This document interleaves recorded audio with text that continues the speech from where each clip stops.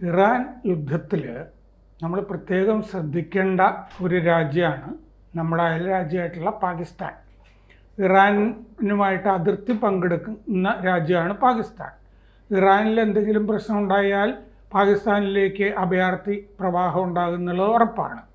രണ്ടാമത്തെ കാര്യം, ഒരു നിർണായക ഘട്ടത്തിൽ അമേരിക്കയ്ക്ക് പാകിസ്ഥാൻ ഇറാനെ ആക്രമിക്കാനായിട്ട് താവളം കൊടുക്കേണ്ടി വരും. ഉറപ്പാണത്. കാരണം മുനീർ അതിന് വഴങ്ങുകയും ചെയ്യും. പല കാര്യങ്ങളിലും ഇപ്പോൾ ഗാസ ഉൾപ്പെടെയുള്ള കാര്യങ്ങളിൽ വഴങ്ങുന്നുണ്ടല്ലോ. കരയുദ്ധത്തിലേക്കൊക്കെ പോകുമ്പോൾ ഉറപ്പായിട്ടും, കാരണം അതിർത്തി കടന്ന് അങ്ങോട്ട് ചെല്ലാവുന്നതല്ലേ ഉള്ളൂ. അപ്പോൾ അതോടുകൂടി പാകിസ്ഥാൻ്റെ കാര്യം തീർച്ചയായിട്ടും കട്ടപ്പുകയാവും. അവിടെ ഒരു 20% ഷിയാകളുണ്ട് പാകിസ്ഥാനിൽ. കഴിഞ്ഞ ദിവസം അഫ്ഗാൻ സേന നൂർഖാൻ വ്യോമത്താവളത്തിൽ പാകിസ്ഥാനിലെ ആക്രമണം നടത്തി.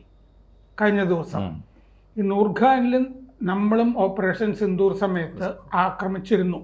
13 കേന്ദ്രങ്ങൾ നമ്മൾ ആക്രമിച്ചതിൽ ഈ നൂർഖാൻ, അത് റാവൽപിണ്ടിയിലാണ്. റാവൽപിണ്ടി ആണല്ലോ പട്ടാള കേന്ദ്രം പാകിസ്ഥാൻ്റെ. അപ്പോൾ ഈ 12th division head quarters, 12th division ആസ്ഥാനം ക്വറ്റയിലെ, ബലൂചിസ്ഥാൻ്റെ തലസ്ഥാനം, അത് ബലൂചിസ്ഥാനിൽ ഡ്രോൺ ആക്രമണം അവിടെ നടന്നു. അഫ്ഗാനിസ്ഥാനിൽ നിന്ന് ക്വറ്റയിലെ 12th ഡിവിഷൻ ഹെഡ് ക്വാർട്ടേഴ്സിൽ നടന്നു. ഖൈബർ പക്തൂൺഖ്വയിലെ പല കേന്ദ്രങ്ങളിലും ആക്രമണങ്ങൾ നടത്തി. ഖൈബർ പക്തൂൺഖ്വയിലെ ഖ്വസായ് ക്യാമ്പിൽ ആക്രമണം നടത്തി. അതായത് ഇറാനിൽ അമേരിക്കയും ഇസ്രയേലും യുദ്ധം നടത്തുന്നതിന് സമാന്തരമായി അഫ്ഗാനിസ്ഥാൻ പാകിസ്ഥാനിൽ കയറി ആക്രമണം നടത്തിക്കൊണ്ടിരിക്കുന്നുണ്ട്. അപ്പോൾ ജലാലാബാദിൽ, കിഴക്കൻ അഫ്ഗാനിസ്ഥാനിലെ ജലാലാബാദിൽ ഒരു പാകിസ്ഥാൻ വിമാനം വെടിവെച്ച് വീഴ്ത്തി അഫ്ഗാനിസ്ഥാൻ. എന്നിട്ട് പൈലറ്റിനെ പിടിച്ചു കൊണ്ടുപോവുകയും ചെയ്തു. ഇത്തരം സംഭവവികാസങ്ങൾ അഫ്ഗാനിസ്ഥാനും പാകിസ്ഥാനും തമ്മിൽ നടക്കുന്നത് ഈ യുദ്ധമില്ലായിരുന്നെങ്കിൽ കുറേയും കൂടി ഗംഭീരമായിട്ട് ചർച്ച ചെയ്ത് പോകുമായിരുന്നു. പക്ഷെ നമ്മളത് വിടുന്നില്ല. എന്തുകൊണ്ട് വിടുന്നില്ല?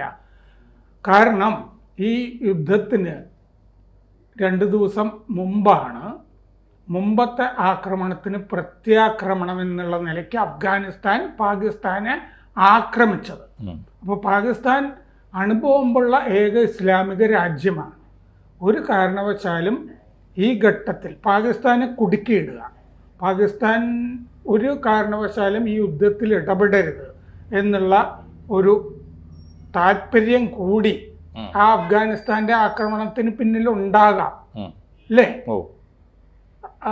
അപ്പോൾ പാകിസ്ഥാന് വലിയ നാശനഷ്ടങ്ങൾ, ഒരു പക്ഷേ തകർച്ചയിലേക്ക്, അവിടെ 15-20% ഈ ഷിയാക്കളുള്ളത് കൊണ്ട് ഈ യുദ്ധത്തിൻ്റെ പ്രത്യാഘാതം ഭീകരമായിരിക്കില്ലേ പാകിസ്ഥാനിൽ? തീർച്ചയായിട്ടും ഈ യുദ്ധത്തിൽ എനിക്ക് തോന്നുന്നു വലിയ വില കൊടുക്കേണ്ടി വരുന്നൊരു രാജ്യം, അവരറിഞ്ഞായാലും അറിയാതെ ആയാലും. കാരണം അവരുടെ നിലപാട്, അവർ ചരിത്രപരമായി സ്വീകരിച്ചു വന്നൊരു നിലപാട്, ഇന്ത്യയോടുള്ള അന്ധമായ വിരോധം കൊണ്ട് അവർ സ്വീകരിച്ചു വന്ന നിലപാട്. മാത്രമല്ല ഈ മത വംശീയ വികാരങ്ങളുടെ പേരിൽ പലപ്പോഴും ജനക്ഷേമം, ആധുനിക ജനാധിപത്യ സങ്കല്പങ്ങൾ ഒക്കെ കാറ്റിൽ പറത്തി വന്നതിൻ്റെ ഫലമായിട്ട് ഇപ്പോൾ അവർ അനുഭവിക്കാൻ പോകുന്നൊരു കാര്യമാണ്. ഇപ്പോൾ ഈ യുദ്ധകാലത്ത് എന്താ സംഭവിക്കുന്നത്? ഒന്ന് പാകിസ്ഥാനെതിരായി നേരത്തെ തന്നെ ഈ മറ്റേ സാധനം ഉണ്ടല്ലോ, പാകിസ്ഥാൻ തെഹരീക്കെ താലിബാൻ പാകിസ്ഥാൻ, അതിനെ ചൊല്ലി ഇവർ തമ്മിൽ വഴക്കുണ്ട്.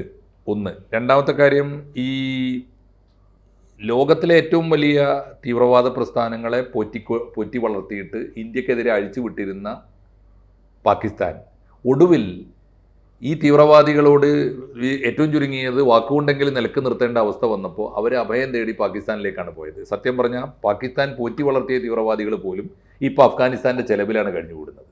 അതൊരു അന്തരീക്ഷമുണ്ട്. 2, അഫ്ഗാനിസ്ഥാനോട് ചേർന്ന് കിടക്കുന്ന 2 പ്രവിശ്യകളിൽ എത്രയോ കാലമായി വിഘടനവാദം ശക്തമാണ്. ബലൂചിസ്ഥാൻ നമുക്കറിയാലോ, ബലൂചിസ്ഥാനിലെ ആണ് ഇപ്പോൾ ക്വറ്റ, അപ്പുറത്ത് പെഷവാർ ഉൾക്കൊള്ളുന്ന ഈ പക്തൂണിസ്ഥാൻ, പെഷവാർ നമ്മുടെ ഖാൻ അബ്ദുൽ ഗഫാർ ഖാൻ്റെയും ഒക്കെ വമ്പന്മാരുടെ നാടാണ്, ശാരീരികമായി വമ്പന്മാരാണ് അവിടുത്തെ പൗരന്മാർ തന്നെ അങ്ങനെയാണല്ലോ. അപ്പോൾ പോരാളികളുടെ നാടാണ്. ബലൂജികളാണെങ്കിൽ ഈ വിട്ടുവീഴ്ചയില്ലാത്ത ഒരു തരം ആക്രമണകാരികളാണ്, അങ്ങേയറ്റം വയലൻ്റാണ്. ഈ രണ്ട് സംസ്ഥാനങ്ങൾ വിട്ടുപോയാൽ തന്നെ ഇതിനോട് ചേർന്നാണ് ഈ സിന്ധും റാവൽപിണ്ടിയും ഇവരുടെ സൈനിക കേന്ദ്രം. അത് ഈ പാകിസ്ഥാന്റെ ഭൂവിഭാഗത്തിന്റെ 40% ഈ ബലൂചിസ്ഥാൻ. അതെ, ഒന്ന് ആലോചിച്ച് നോക്കൂ. ബലൂചിസ്ഥാനും പഷ്തൂണിസ്ഥാനും പോയാൽ പിന്നെ എവിടെ പാകിസ്ഥാൻ? അത് വല്ലാത്തൊരു ചോദ്യമല്ലേ. അപ്പോൾ പാകിസ്ഥാൻ ഇതിന് വലിയ വില കൊടുക്കേണ്ടി വരും, ഒന്ന്.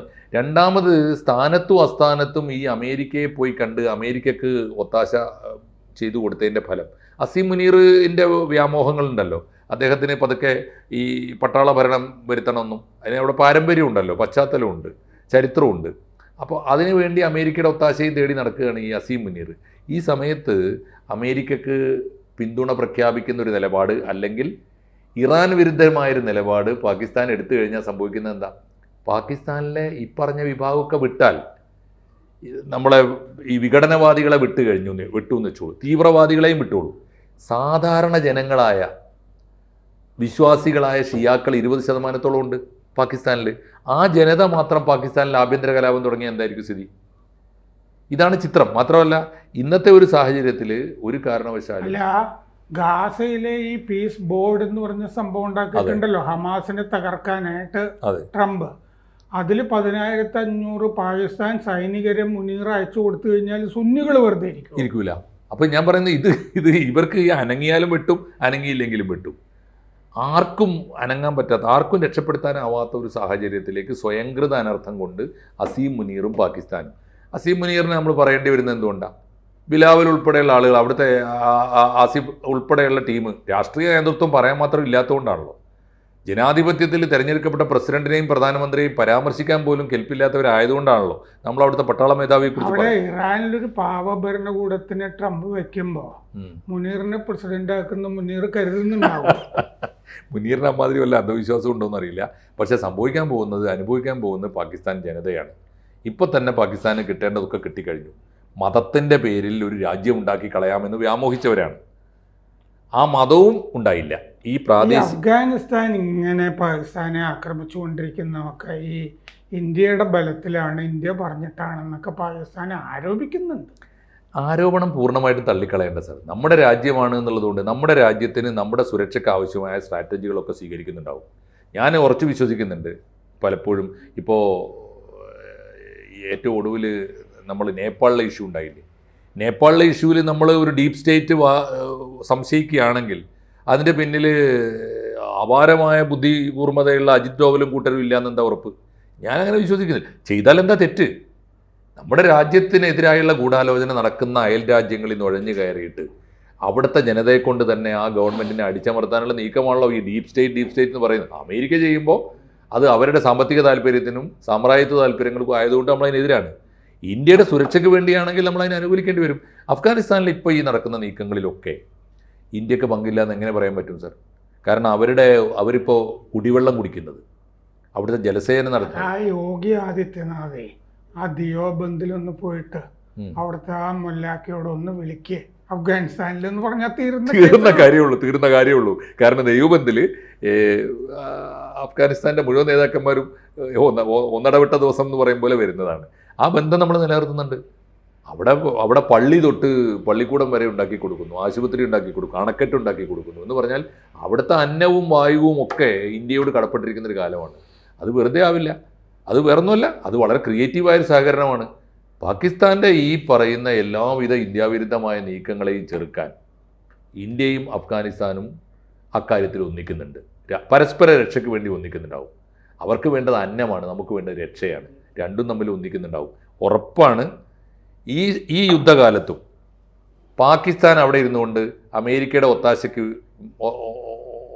ഒത്താശയ്ക്ക് നിന്നുകൊണ്ട് കളിച്ചാൽ ആർക്കു വേണ്ടി, ഈ യുദ്ധത്തിൽ ആർക്കു വേണ്ടിയായാലും ഇന്ത്യ വിരുദ്ധമായ നീക്കങ്ങൾ നടത്തിയാൽ പാകിസ്ഥാൻ ജനതയുടെ കൂടി പിന്തുണയോടുകൂടി അഫ്ഗാനിസ്ഥാൻ ഗവൺമെൻറ്റിൻ്റെയും കൂടി പിന്തുണയോടുകൂടി ഇന്ത്യ ഗവൺമെൻറ് കൃത്യമായ നിലപാടെടുത്ത് പാകിസ്ഥാനെ നിലക്ക് നിർത്തും എന്ന് തന്നെ വേണം കരുതാൻ. ഇന്ത്യക്ക് അത്തരത്തിൽ ഇതൊരു സുവർണാവസരമാണ്.